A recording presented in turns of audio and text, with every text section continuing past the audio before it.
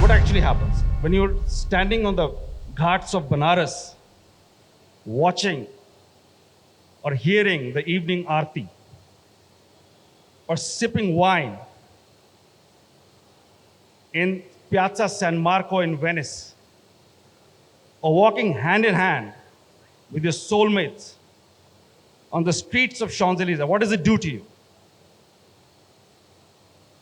It etches those moments in your memories. It's an instant recall. And why does it happen? Have you ever wondered why does it happen? It happens because of certain spatial qualities that this wonderful buildings and areas bring us. When we did start designing any project, what we realized were there's certain codified rules, there's certain codified arguments that make a space what the space could be. So for the first time ever, I think we sat down with Dad and we said, let's structure it out, let's put it out there. So we looked at the fact that rule one, shape spaces as outdoor rooms. The architecture or the built form does not finish when the concrete structure stops or the steel structure stops. Where it touches the outside is a really important integral part. And where a sidewalk goes down 3 inches or 6 inches, where a water body comes in, where a colonnade of trees comes in, that defines a space which is far more liminal and adds to the value of the entire project as is. Rule number 2, edges matter more than the centers.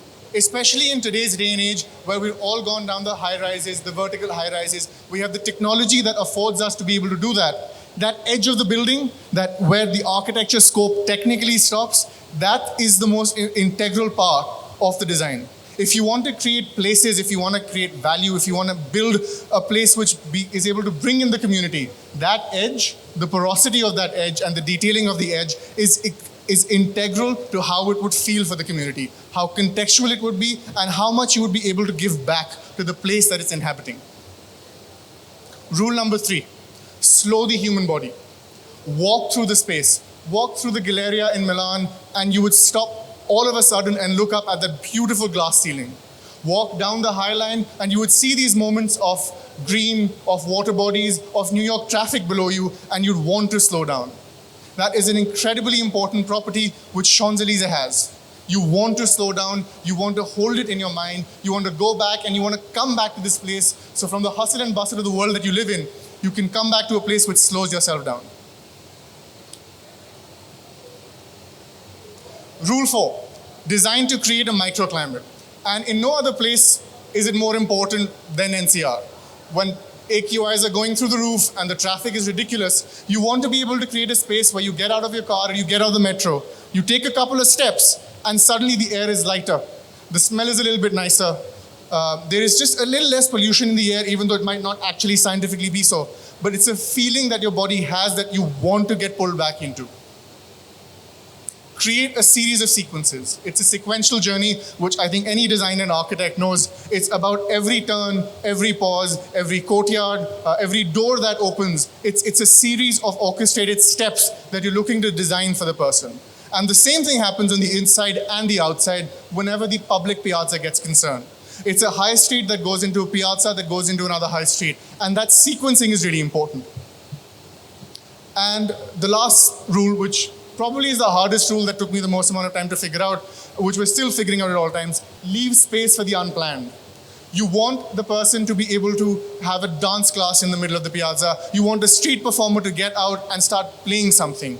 That space has to be left to add value and memory to a structure that exists in that area. So taking all of these rules, I'm going to run through the project itself.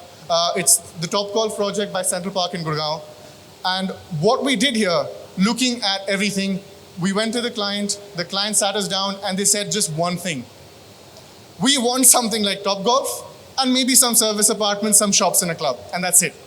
There was nothing else. There was no requirement of a sales area being maximized. There was nothing far more detailed than that. They wanted to create a cultural icon. They wanted to create an anchor for their 1,200-acre community, and they said just make something amazing.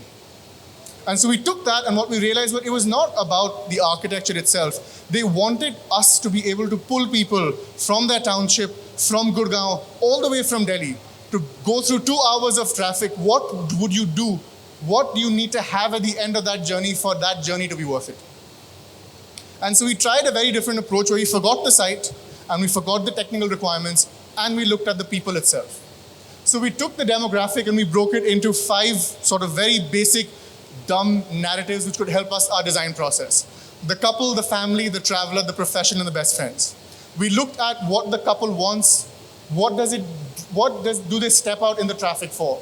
They want to go out, they want to have a moment of a bonding experience. They want to have a quiet cup of coffee together, they want to reconnect about their day. We looked at the family. The family wanted a place for lasting memories. They wanted their kids to play, to have fun. They wanted photographs. And they wanted each step of the precious journey of their growing up to be recorded in unique places, not in the same garden and not in the same house all the time, but with different backgrounds. We looked at the professional, the quintessential archetype of the new demographic in Gurgaon and Delhi. The one working at the multinational, the one working in the IT company, stuck in Zoom calls since 9 in the morning to 9 in the night. They want to step out of the house. They want to brave that traffic because they want to take a pause. They want to just enjoy. They want to sit down. They want to just have a quiet cup of coffee and just forget about their boss for a day if possible. And then the last one, but one of the most unique elements, is the best friends. They want to get out, they want to get together. It's old alumni friends of yours, it's new friends that you're meeting for the first time. But they need activity. They need to be able to do things together to make memories again, to start forming the bonds which come over time. And so we took all of these ideas and we then translated that into the massing itself.